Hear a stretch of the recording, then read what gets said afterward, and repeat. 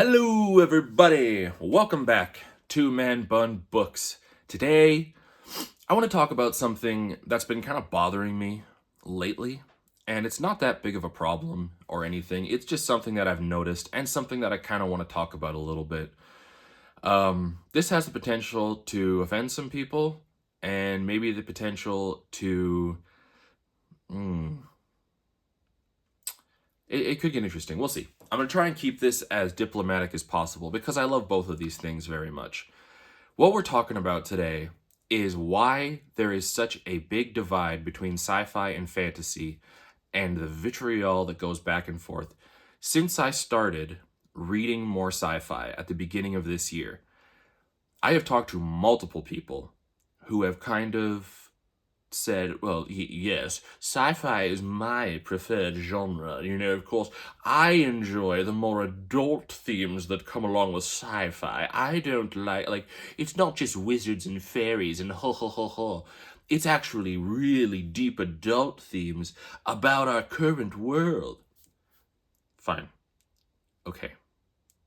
We're going to talk about this. I don't want to talk down to any sci-fi readers here. If you're a sci-fi reader and you love sci-fi, fantastic.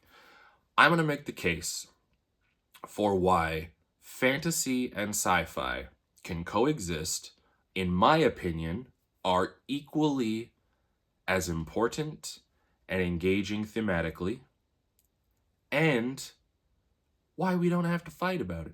I don't have to look down on someone because they like sci-fi and not fantasy. They don't have to look down on me because I like fantasy and not sci-fi. I like both, but I'm just saying, for example, there doesn't have to be this back and forth.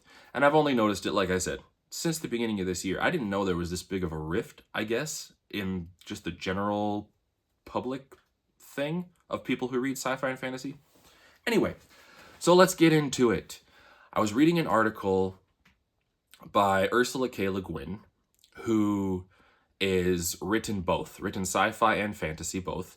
And I saw a quote on there where someone was saying that the main difference between sci-fi and fantasy is that sci-fi focuses on the probable made possible. Fantasy focuses on the impossible made probable. I think it was switched the other way around. I understand that, and I agree with it to a certain extent. Let's start with fantasy. When you have a world that has magic, crazy stuff going on, that's impossible things. That's not going to be happening in our world. We don't necessarily have wizards walking around, leveling magic, throwing stuff around, big giant fireballs being thrown off of people's hands and melting other fools. We don't really have that in our world, right? It's a fiction. It's fake. It's not fake, but it's something that's impossible in our world. It's something that's only possible in a fantasy book or a fantasy TV show or movie or whatever, what have you. This does not mean, though, in my opinion, that those stories are worthless, that they have no value. Fantasy stories often dive very deep into the psyche and psychology of human beings, telling us who we are, showing us what we are, and giving different opinions and theories and whatever on how we might respond in certain situations. What are some of our deficiencies? What are some of the great things about human beings? What are some great things about the human spirit? What are great things about humans that come to the fore when their feet are held to the fire? These are the things I love about fantasy. Fantasy themes go deep into human beings. They go deep into societies, the rise and falls of empires, history. There's so many good things in fantasy, and there's some themes, man. I'm thinking of specifically Malazan, Book of the Fallen. I talk about it a lot on the channel. We're going to do a reread at some point and go through all of them because it's a series that I can't stop thinking about. Malazan has some of the deepest themes that I've ever read anywhere, and that includes books like Dune. That includes Lord of the Rings. That includes any of the classics. Some of the themes in Malazan, man, about imperialism and colonialism and what it means to be a human being, compassion, love, empathy, the life cycle of empires, cultural appropriation, all of these things are so interwoven in that story. It is amazing. Amazing stuff. Very, very good. Now, let's talk about sci-fi for a sec, because I'm relatively new to sci-fi, as I stated previously. What I have seen so far, I really like a lot. And I see a lot of the same themes coming through in sci-fi that I do in fantasy. Themes of what does it mean to be human? Like, humans in these weird situations. How do we handle it? How do we handle the apocalypse? How do you handle your world being taken away from you? Sci-fi has the extra layer of, you know, what could be possible in the future. You know, sci-fi has tech. Sci-fi has, sometimes there's robots, not always, but like robotic things or AI or all kinds of weird stuff you can do, weird weapons, weird technology that might be a reality someday. And it's speculation on how do we handle it? How does society handle it? How do we move forward with stuff like that as a part of our life now? Very relevant today with AI and everything that's happening with that and the speed of technology development.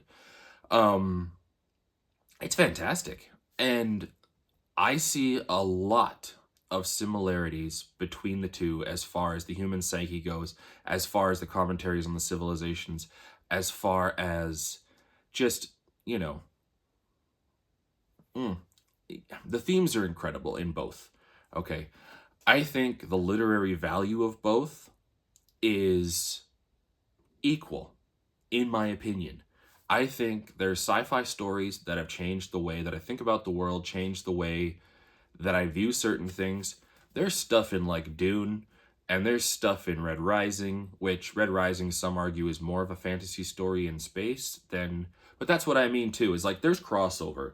You know, you have your hard sci-fi, which is strictly sci-fi. You have your more softer, like fantasy sci-fi type things, and everything in between. Like, they are connected. And as much as they are different, they are very similar in a lot of ways as well. In the themes they explore, in the tones of the stories, in the giant epic, you know, whatevers that are going on in the stories. I don't think we need to be fighting. I don't think sci-fi readers need to look down their nose at fantasy readers and think they're so much better and so much superior because they're not reading a story with wizards and fairies in it. I don't think fantasy readers need to look at sci-fi readers with resentment because sci-fi readers are trying to, you know, explore things about the future of mankind, the future of our world, the future of, you know, technology and the themes that come along with that. We can exist in a world where both can be awesome, both can be good, both have their worth. That's all I'm saying. A little bit of a rant video, but it's just something I needed to get off my chest because it's been bothering me. And anyway, that's all from me today. Let me know down below in the comments. What do you prefer? Sci-fi, fantasy, neither? Would you like to give one of them a shot? Do you want some recommendations? If you think fantasy or sci-fi is better or worse than the other genre, tell me why. Let me know. Let's have a conversation about it. As always, be kind to each other.